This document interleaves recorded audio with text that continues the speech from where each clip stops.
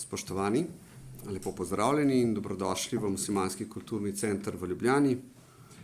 Danes smo se zbrali kot predstavniki različnih cerkva in verskih skupnosti v Sloveniji, da opozorimo in oznanimo naše skupno stališče glede predloga zakona o prostovoljnem končanju življenja, ki se trenutno nahaja v parlamentarnem postopku. Želimo izraziti našo zaskrbljenost in opozoriti javnost, da je življenje sveto in v lasti izključno vzvišenega Boga. Vrednota življenja je skupna vsem nam, ki smo se danes zbrali o podpisu skupne izjave. Zavedamo se kompleksnosti vprašanja, toda naša skupna naloga je,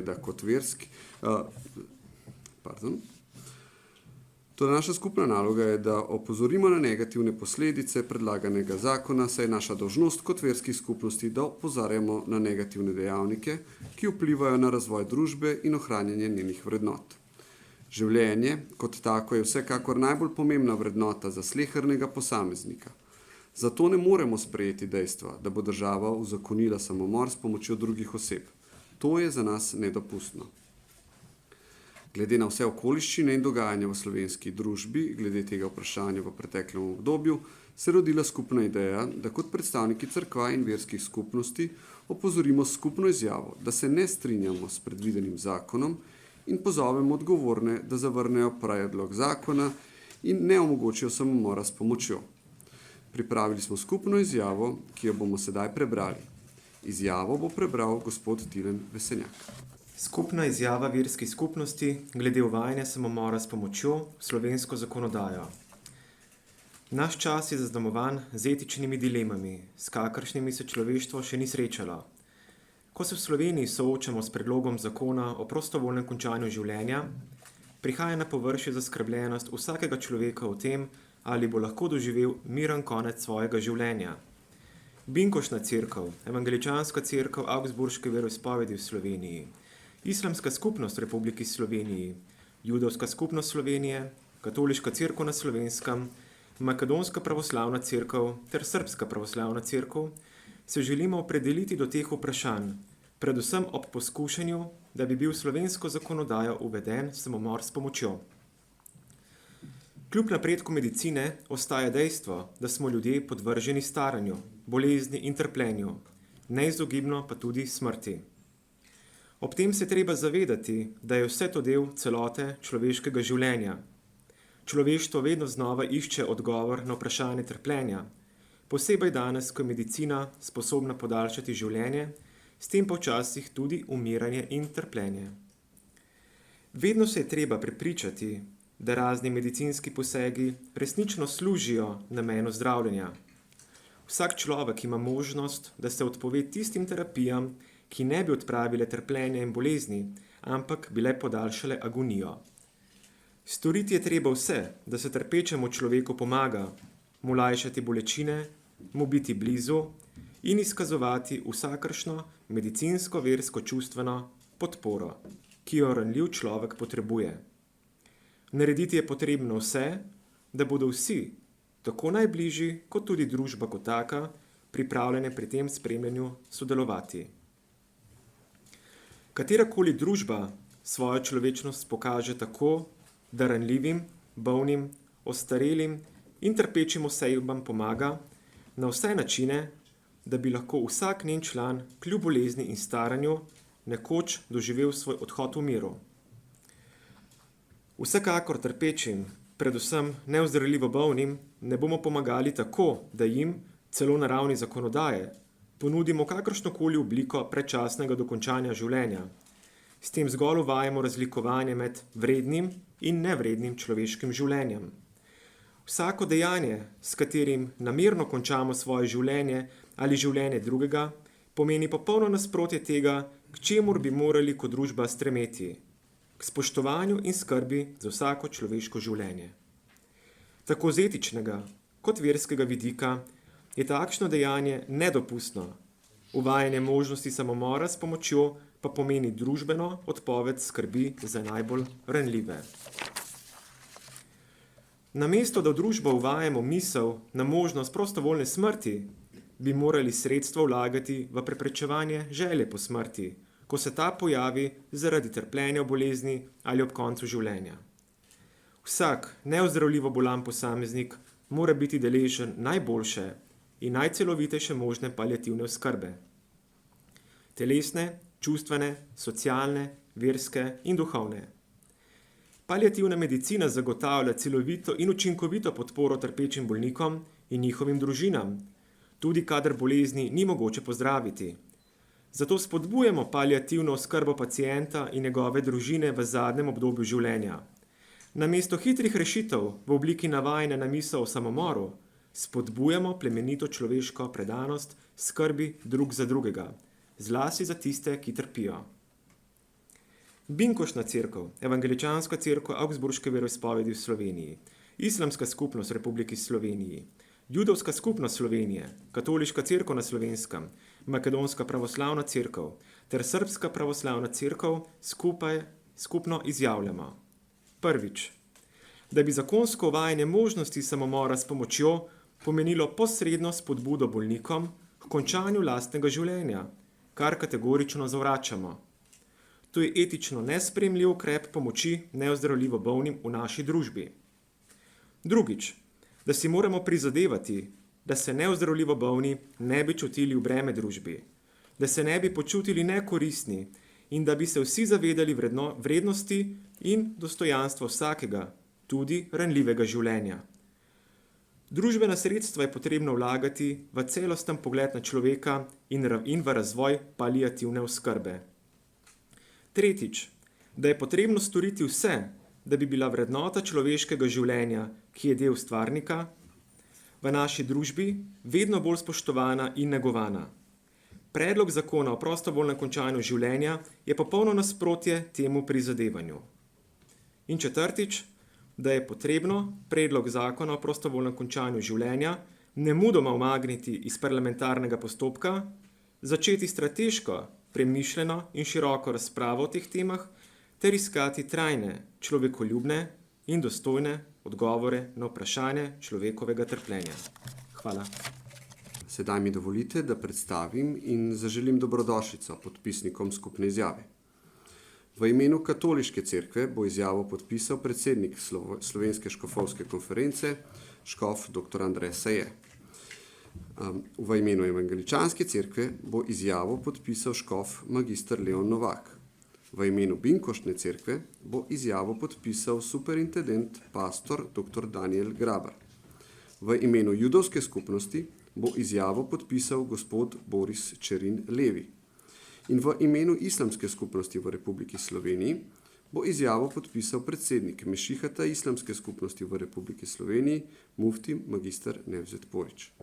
Sedaj vabim predstavnike, da pristopijo k podpisu skupne izjave.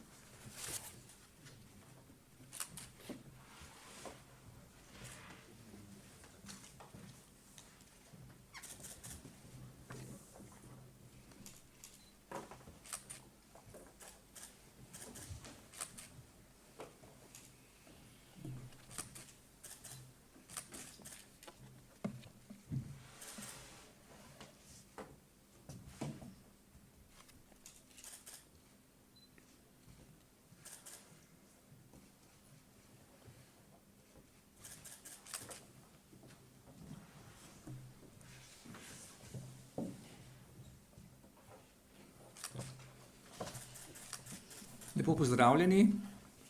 Zahvaljujem se Islamski skupnosti in muftiju Nevzetu Poriću tukaj za priložnost in za možnost, da skupaj podpišemo to izjavo. To je res pomemben trenutek za katoliško cerkev, za druge cerkvene verske skupnosti, da skupaj povemo, kakšno je naše stališče glede človekovega življenja, zaščite človekovega dostojanstva. Katoliška cerkev je že večkrat izjavila oziroma povedala, kakšno je njeno stališče. Tokrat pa smo skupaj izoblikovali skupno stališče in se mi zdi to zelo pomembno in tudi neke vrste zgodovinski dogodek. Smo v času pred božičnimi prazniki, ko praznujemo rojstvo Jezusa Kristusa, Božjega Sina, v katoliški cerkvi in drugih krščanskih cerkvah. Rojstvo pomeni nov začetek, pomeni veliko veselje, pomeni izjemen dogodek za družino, za sorodstvo, za skupnost, v kateri ta družina živi. In mi želimo sedaj pred božičnimi prazniki tudi povedati, da je človekovo življenje neprecenljivo, da je zelo veliko vredno in da poskus uvajanja asistiranega samomora pomeni spremembo kulture in pogleda na človeka in na človekovo dostojanstvo, da se začenja razlikovati med vrednim in tako imenovanim nevrednim življenjem, kar se nam zdi nedopustno. Človekovo življenje ni nikoli manj vredno, tudi če človek trpi, tudi če je v starosti. Zato zagovarjamo predvsem, da bi ljudje, ki so starejši, ki so v terminalni fazi, da niso sami, da se omogoči in krepi paliativna oskrba vseh teh bolnikov in drugih starejših oseb. Največji problem je pravzaprav strah pred tem, da bi bili sami, da bi zadnje trenutke življenja preživeli sami v sobi, ne toliko strah pred smrtjo ali pred trpljenjem, pač pa strah pred tem, da bodo ostali sami. Zelo razumemo stiske bolnikov in tudi, da se nekateri mogoče počutijo tako, da so odveč in bi radi končali na ta način življenje. Kot smo povedali, je izjava naša skupna tudi v tem, da je težava tudi v tem, da se vpleta tudi tretje osebe, da se vpleta zdravstvo, da se pritiska na tiste, ki se s tem ne strinjamo, da se tudi zdravniška stroka s tem ne strinja, da se mora spremeniti v tem smislu tudi naša zakonodaja, se pravi pogled na človeka v najširšem smislu, kar je zelo problematično, in pozivamo vse, ki odločajo o tem, da zaščitimo človekovo življenje, da omogočimo ljudem dostojno smrt, predvsem pa, da se družba kot celota in tudi mi kot verske skupnosti, da se poglobimo v to vprašanje, kako bi omogočili dostojnejšo smrt v smislu paliative. V katoliški cerkvi redno spremljamo veliko bolnikov, naši duhovniki vsak mesec in še vmes obiskuje bolnike, se z njimi pogovarjajo, delijo zakramente, jih poslušajo. In to je zelo, zelo velika in pomembna stvar za družbo in verjamem, da tudi ostale verske skupnosti delajo podobno, da skrbijo za starejše in pozivamo vse, da zastavimo skupaj vse moči, da bi zaščitili človekovo življenje in da bi starim omogočili lepe trenutke, ko se poslavljajo iz tega sveta in jih pospremili tudi, ko se bodo njihove oči zaprle. Naj izkoristim še to priložnost in vsem zaželim blagosloven Božič in srečno in zdravo novo leto. Spoštovani, lepo pozdravljeni tudi v imenu Evangeličanske cerkve Augsburške veroizpovedi v Sloveniji. Zahvaljujem se islamski skupnosti za gostoljubje, za to priložnost, da smo lahko skupaj podpisali to z našega stališča pomembno izjavo. Nahajamo se, kot je škof Andrej Sej že omenil, v predbožičnem času, ki je za nas kristjane poseben in hkrati tudi izviren. V svet trpljenja in nasilja kot dojenček, torej v nebogljeni obliki, vstopi Božji sin, ki za odrešitev človeštva prenaša trpljenje, žalost, bolečine, umiranje, smrt in to, kar je najpomembnejše, vstajenje od mrtvih.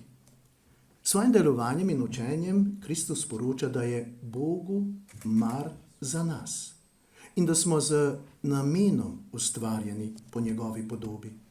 S tem je naše življenje osmišljeno, saj ima od Boga določeno vrednoto, ceno in cilj. Se pa to naše zemeljsko življenje sooča tudi z temnimi stranmi bivanja. No, kljub vsemu pa ima upanje in tolažbo. Tako je evangeličanski duhovnik Paul Gerhard nekoč zapisal: ko moral bom nekoč oditi, od mene ne odidi ti. Ko moral bom umreti, k meni stopiti. Ko najtesneje pri srcu mi bo postalo, me riši vseh strahov. Paul Gerhard torej sprejema boleče plati življenja zaradi Kristusovega trpljenja, umiranja ter vstajenja od mrtvih in verujočega občestva, ki naj bolnika in umirajočega spremlja, tolaži in zanj moli. Kot evangeličanska cerkev smo mnenja, da poleg paliativne skrbe namenjene lajšanju bolečin in trpljenja, rabimo tudi duhovno tolažbo in asistenco. Za umirajočega je neskončno pomembno, da na svoji poslednji poti ni sam in mu ni treba umreti kot osamljen in zapuščen. Na smrt bolan, ki je še toliko pri močeh, potrebuje sogovornike, s katerimi se lahko v teh zadnjih trenutkih pogovarja o življenjskih problemih, vključno tudi z verskimi vprašanji, ki govorijo o trpljenju, umiranju, smrti in seveda tudi upanju stajenju od mrtvih. Morda tudi v teh zadnjih trenutkih čuti potrebo, da uredi stvari, ki so do zdaj ostale odprte, da bi popravil napake in da bi se navezal nazaj na nekoč pretrgane vezi. Vsi živimo od odpuščanja. To še posebej velja v postelji umirajočega. In kot v Svetem pismu beremo, Bog je večji od našega srca in ve vse. Umirajoči potrebuje prizanesljivo dušno pastirstvo. V spredju je božja tolažba, odpuščanje in sprava. V umiranju, kot da se človek približa svojemu krstu, kajti po njem smo deležni Kristusovega umiranja, da bi hkrati postali tudi deležni njegovega življenja. Izhajajoč iz tega razmišljanja kot evangeličanska cerkev Augsburške veroizpovedi v Republiki Sloveniji, spodbujamo paliativno nego pacienta in njegove družine v zadnjem obdobju življenja, ki zagotavlja telesno, čustveno, socialno, versko in duhovno oskrbo. Namesto hitrih rešitev v obliki navajanja na misel o samomoru, spodbujamo plemenitev, človeško predanost, skrbi drug za drugega, zlasti pa za tiste, ki trpijo. Na drugi strani pa se seveda tudi zavezamo, da je moderna medicina sposobna podaljšati življenje, s tem pa včasih tudi umiranje in trpljenje, ki se velikokrat po nepotrebnem podaljšuje. Nekaj dni nazaj sem se pogovarjal z zdravniki in medicinskim osebjem murskosoboške splošne bolnišnice, ki na tem področju vidijo velik problem in so nemalokrat soočeni z močnimi pritiski svojcev po nadaljevanju zdravljenja, ki posledično podaljšuje agonijo trpečega. Prepričati se je treba, da razni medicinski posegi resnično služijo namenu zdravljenja. Verske skupnosti, medicinska znanost, zdravstveno osebje, sodelavci hospica bi pri ozaveščanju javnosti glede te problematike morali združiti moči in stopiti v obran trpečim in nemočnim. Prepričan sem, da lahko z združenimi močmi zagotovimo celovito paliativno oskrbo trpečemu. Na drugi strani pa preprečimo nepotrebno podaljševanje zdravljenja tam, kjer je bolezen že v terminalni fazi. In to samo zaradi tega, ker nam to današnja medicinska znanost in tehnologija omogočata. Življenje človeka vidimo kot dragocen božji dar, ki je vredno vsake pozornosti, ljubezni in oskrbe, ki pa ima tudi na drugi strani pravico, da se izteče v človeka dostojni obliki, brez nepotrebnega podaljševanja trpljenja. Naša želja je, da bi se te naše misli uresničile in da bi resnično postali družba, ki trpeče spremlja in ki jim omogoča tudi, da na človeku dostojen način zaključijo svojo zemeljsko pot. Hvala za vašo pozornost, vsem vam pa, kot predhodnik, želim blagoslovljene božične praznike, srečno, zdravo in mirno novo leto. Hvala. V Judovski skupnosti Slovenije se pridružujemo skupnemu podpisu izjave, s katero nasprotujemo zakonskemu uvajanju možnosti samomora s pomočjo. Kot je v tej naši današnji skupni izjavi napisano, bi zakonsko uvajanje možnosti samomora pomenilo posredno spodbudo bolnikom k končanju lastnega življenja, kar je za nas nesprejemljivo tako iz verskega kot etičnega prepričanja. Zato smo mnenja, da je predlog zakona o prostovoljnem končanju življenja potrebno umakniti iz parlamentarnega postopka. Ja, spoštovani predstavniki medijev, cenjeno vodstvo verskih skupnosti, danes se v tako lepem, urejenem okolju pravzaprav pogovarjamo o temi, ki bi morali že zdavnaj prej začeti, in nekako v tem adventnem času, ko od upanja prehajamo k ljubezni, želimo jasno sporočiti svoja stališča. Kot vidite, smo vodje verskih skupnosti uspeli preseči naše razlike v našem izpovedovanju verskih prepričanj in rekli, prav je, da o vrednotah, ki so nam skupne, ki so tako pomembne, da presegajo neke razlike, damo izjave skupaj. Da vsi skupaj povemo našim vernikom, povemo v naši družbi, da tukaj res želimo spoštovati človeka, želimo vzpostaviti, ohraniti nek dialog, ki ohranja tudi demokratičnost družbe in nas postavlja nekako med tiste razvite sisteme, ki se znamo o problemih pogovarjati. Sprejetje zakona, pogovor o zakonu polarizira našo družbo. Zbuja nasprotja, pritaljevanja, različne poglede. Ampak s to zgodbo smo obrnili narobe. V ta naš sistem, predvsem bom rekel vrednot, puščamo neko sporočilo. Ljudem dajemo nek lažen občutek, da v tej negotovosti zavedanja neobhodnega konca življenja, ker vsako življenje se konča, dobivajo nek element, ki pravzaprav relativizira neko dokončnost tudi umiranja in odhajanja. Nek nov način bo zdaj na voljo, ko lahko sami odločamo o koncu svojega življenja. Tega do zdaj pač nismo bili navajeni, ni nam to dano. Naš stvarnik nas je ustvaril drugače in pride čas, ko se življenje izteka. In zdaj, kot je že bilo omenjeno, poskušamo na nek način preprečiti trpljenje, življenje prej končati, po drugi strani pa imamo toliko ogromnih zahtev, kako je za vsak način treba zaradi različnih interesov življenja podaljševati. O tem bi se morali v družbi pogovarjati in če se do zdaj še nismo, je prav, da ta vidik, etični, sistem vrednot izpostavimo in damo na prvo mesto. Življenje kot tako, spoštovanje življenja. In tukaj bi morali te elemente najprej jasno povedati, v družbi izoblikovati, sploh v tej naši, pa bomo rekel, mladi demokratični družbi, ker tako hitro naletimo samo na svoje lastne prepričanje in zavračanje vsega drugega.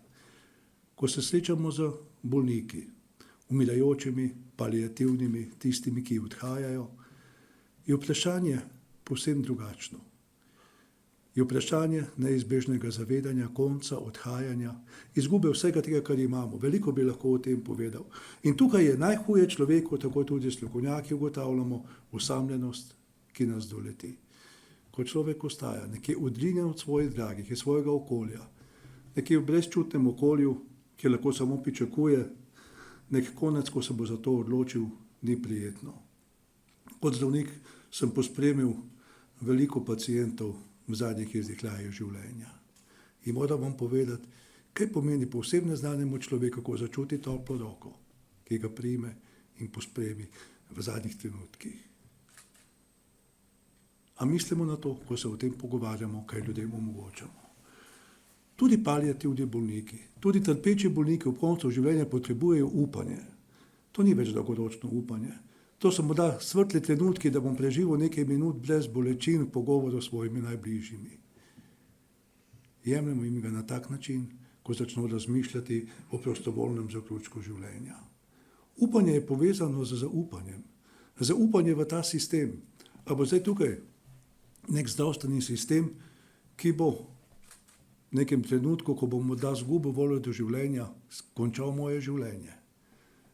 A še ostaja ta vez med tistimi, ki izvajajo medicinsko stroko, ki zdravijo, ali bo pa tukaj zdaj strah, da se bo nekdo odločil ali me prisilil, ali pa me samega prepričal, da bom posegel po tej metodi. Pogovori o predlogu zakona, postopki sprejemanja nas prehitevajo.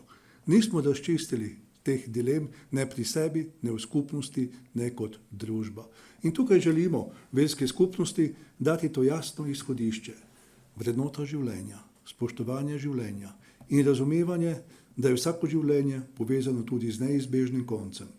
O tem se želimo še naprej pogovarjati. In zagotovo bo potem ta tema, o kateri se zdaj tako žalčno pogovarjamo, postala nekaj, kar bomo pripravljeni drugače sprejeti, razumevati in potem tudi zakonodajni okvir, ki nas obvezuje in nam marsikaj omogoča postaviti na drugačne temelje in priti do tistega konsenza družbe, ki nam bo vsem omogočala strpno sprejemljivo življenje. O tem bi radi, da se verniki naših skupnosti, da se državljani naše Republike Slovenije pogovarjajo in razmišljajo tudi v lepoti božičnih praznikov. In naj končam s to željo.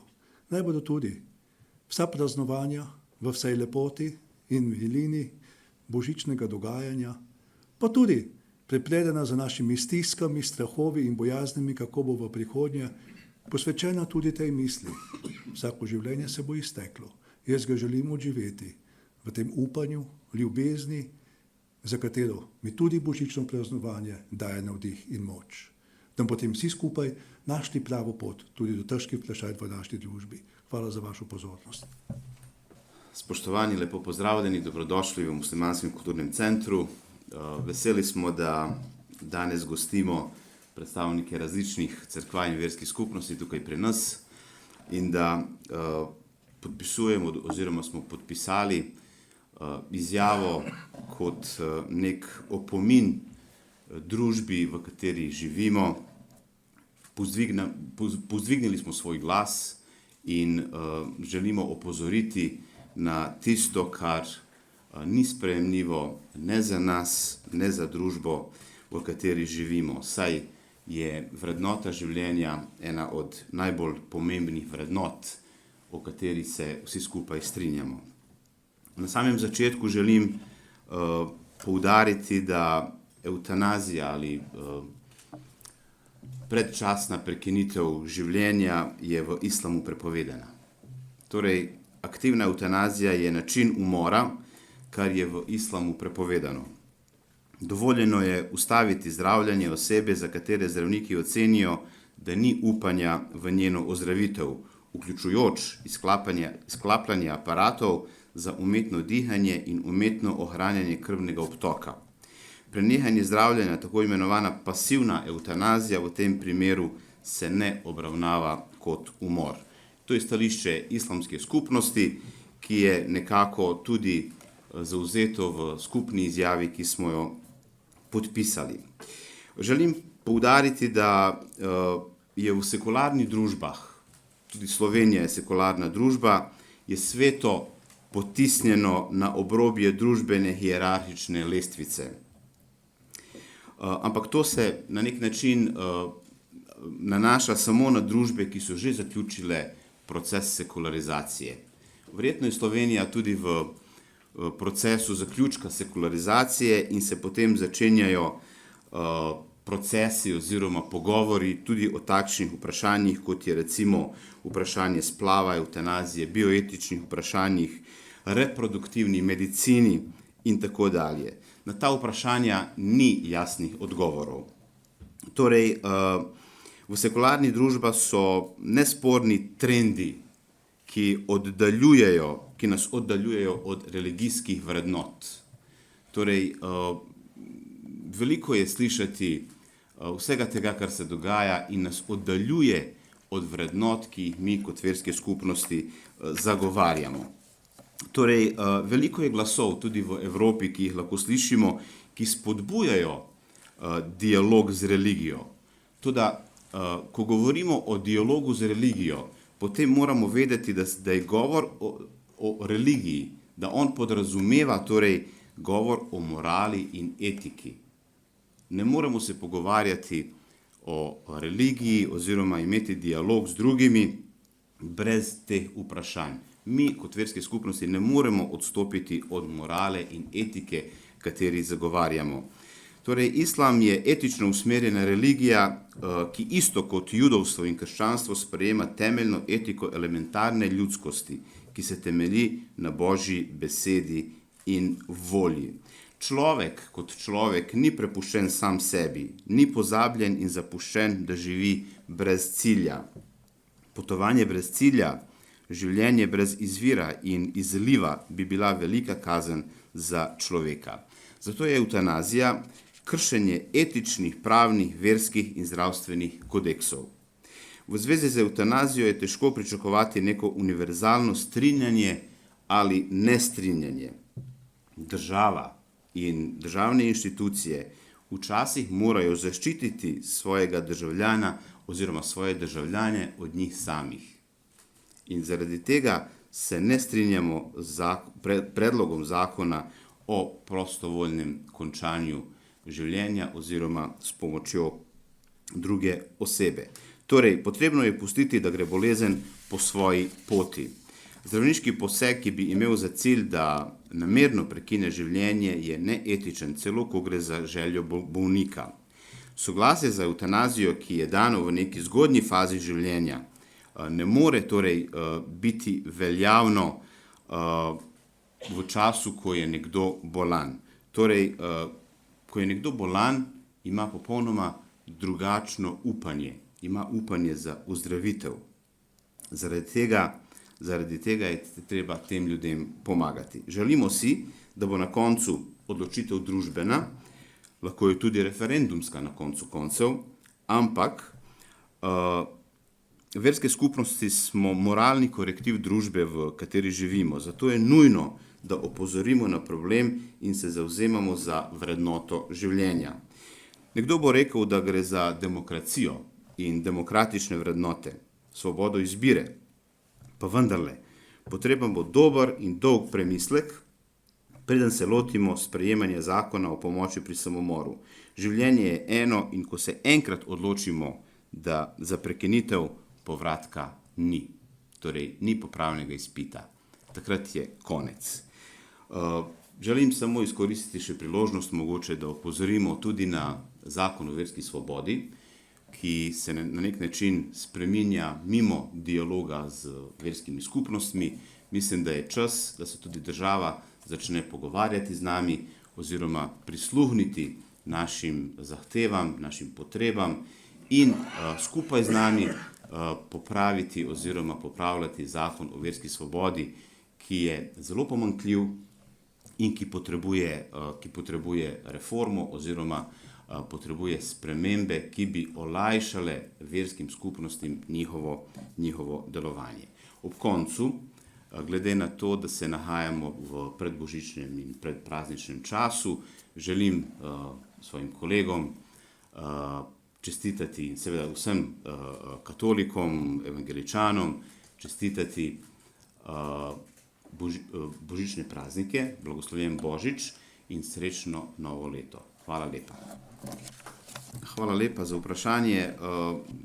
Glede samega Urada za verske skupnosti osebno podpiram ponovno vzpostavitev Urada za verske skupnosti. Že 10 ali več let mi nimamo konkretnega dialoga z Ministrstvom za kulturo oziroma z državo, prav zaradi pomanjkanja subjektov v državnih inštitucijah, ki so zadolžene za pogovor z verskimi skupnostmi, tako da podpiram ponovno vzpostavitev Urada za verske skupnosti, ki bi bil zadolžen za delovanje verskih skupnosti, ki bi nam olajšal naše delovanje in ki bi nam pomagal pri uresničitvi naših ciljev kot verskih skupnosti v Republiki Sloveniji. Hvala.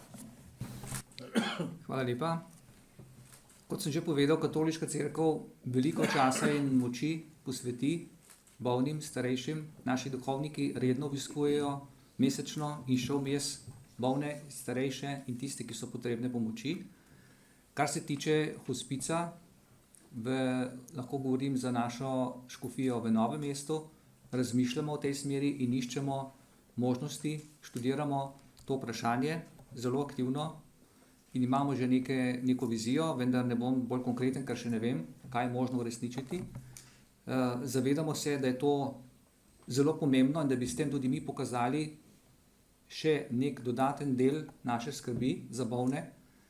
Seveda to samo naš primer ne more rešiti vseh teh težav na področju Slovenije, zato si želimo, da bi tudi druge verske skupnosti, pa ne samo verske skupnosti, to je predvsem naloga celotne družbe, občin in tudi države, da pogledajo, ali te možnosti oziroma kje te možnosti obstajajo, nekateri zdravniki se javljajo, mi smo pripravljeni prostovoljno pomagati in sodelovati pri teh projektih. Seveda je treba zagotoviti stavbe, je treba zagotoviti neko osnovno financiranje, tako da iščemo te možnosti in tudi tiste, ki bi pomagali pri tem. Glede na to, da je bilo vprašanje glede verske svobode, mogoče še ena misel glede tega. Tudi mi menimo, da je prišlo do nazadovanja dialoga med državo in pa verskimi skupnostmi. Sicer se srečujemo v praznovanjih in v različnih dogodkih, skupaj tudi se slikamo, kaj nazdravimo ob kakšnih praznovanjih. Na tej ravni seveda kaže vse v najlepšem redu, vendar kar se pa tiče konkretnih pogovorov, pa večkrat slišimo, da se kaj več pa ne da narediti. Seveda se da, če je dobra volja. In v evropski demokraciji velja zavezanost, da države gojijo trajen in konstruktiven dialog s cerkvami in drugimi verskimi skupnostmi. To pomeni, da so benevolentne, ker kristijani in druge verske skupnosti smo sestavni del družbe in prispevamo k blagostanju te družbe, in vera in religija ima pomembno mesto, ker človeku pomaga k njegovi uresničitvi, je lahko zaradi tega bolj pošten, bolj srečen, bolj pravičen, si prizadeva za resnico in to je za državo in za skupnost korist. Uredba, ki je verskim uslužbencem omogočila državno pomoč za 100% financiranje prispevkov pokojninskega in invalidskega zavarovanja, je bila skladna s pravnim redom Republike Slovenije. To je potrdila tudi pravna služba Državnega zbora in kljub temu je prišlo potem do spremembe, ki se nismo želeli. Odsotnost dialoga med državo in katoliško cerkvijo, kar pomeni tudi kršitev določb mednarodnega sporazuma med Republiko Slovenijo in Svetim sedežem. Enako ni bilo kvalitetnega dialoga z drugimi verskimi skupnostmi, kot smo že slišali gospoda muftija. Samovoljnost predloga novele zakona o verski svobodi strani Ministrstva za kulturo. Ta predlog, ki je bil potem tudi potrjen, ni vseboval stvarnih in razumnih razlogov za ureditev višine prispevkov, kar gre tudi za kršitev načela enakosti pred zakonom. Potem ta predlog postopkovno ni sledil načelom delitve oblasti, saj so bile kršene pristojnosti posameznih vej oblasti, konkretno zakonodajne in pa izvršne veje oblasti. Novela je tudi posegla v že pridobljene pravice, kar tudi predstavlja težavo in ustavno kršitev in je v neskladju z 2. členom Ustave Republike Slovenije. Torej, zakonodajna pravna služba Državnega zbora je jasno opozorila, da je bil predlog novele protiustaven. V zadnjih dneh slišimo tudi, da gre za spremembo sistematizacije delovnih mest na Ministrstvu za kulturo, s čimer naj bi se poslabšalo to, kar je sedaj, se pravi možnosti za dialog. Gospod mufti omenil, da pogrešamo urad za verske skupnosti. V času, ko je ta urad obstajal, je bilo dialoga veliko več, še posebej v času, ko je direktor Drago Čepar, je zelo skrbel za ta dialog. Glede tega smo se pogovarjali pred to tiskovno konferenco in smo se strinjali vseh, mi, ki smo tukaj prisotni. Torej, ta informacija, da bo prišlo do sistematizacije delovnih mest, ki bo vsebinsko pokrivala področje tudi verskih skupnosti. Želimo poudariti, da je stanje verske svobode pokazatelj stanja demokratičnosti pravne države, neke vrste lakmusov papir in spoštovanja človekovih pravic ter da religioznost spada med najvišje oblike človekovega samouresničenja. Da, če lahko tako v imenu vseh nas nekako svoje prepričanje, kakih uradnih ali pa adekvatnih informacij, kaj se dogaja, pravzaprav nimamo. Morda je to tudi bil naš namen, da smo danes izpostavili to področje, da se nam ne bi zgodilo, da bi potem kar naenkrat bili postavljeni pred situacijo, zdaj se pa nekaj sprejemajo že na tem, da se roke dvigajo in bi potem res dejansko izgubili vse te možnosti dati svoj prispevek o tem povedati. Tudi tukaj pogrešamo ta dialog, ki bi ga kot verske skupnosti želeli, da se tudi ta vprašanja osvetljujejo na več načinov, z več zornih kotov, kar bi res zagotavljali neko pluralnost tej družbi in demokratičnost postopkov, ki se odločajo.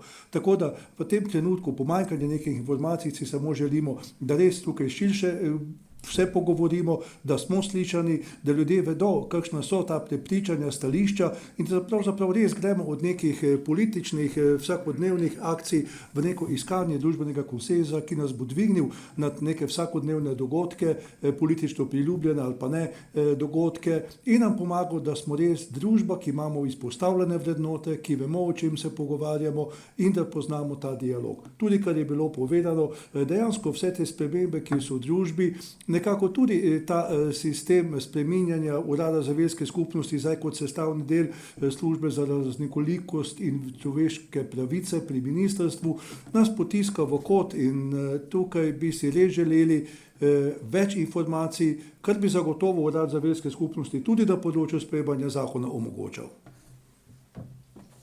Dobro, kolikor ni drugih vprašanj. Spoštovani predstavniki verskih skupnosti, spoštovani predstavniki medijev, hvala za vaš današnji prihod in sodelovanje pri podpisu skupne izjave glede predloga zakona o prostovoljnem končanju življenja oziroma skupne izjave verskih skupnosti glede uvajanja samomora s pomočjo v slovensko zakonodajo. Vabim še predstavnike verskih skupnosti za eno rokovanje. Mediji so izrazili željo, da vas še enkrat poslikajo. Drugače pa želim. Hvala lepa še enkrat. Dragi mediji, dragi obiskovalci, želim vam blagosloven Božič in srečno novo leto. Esselamu alejkum, naj mir z vami in naj vas Bog čuva.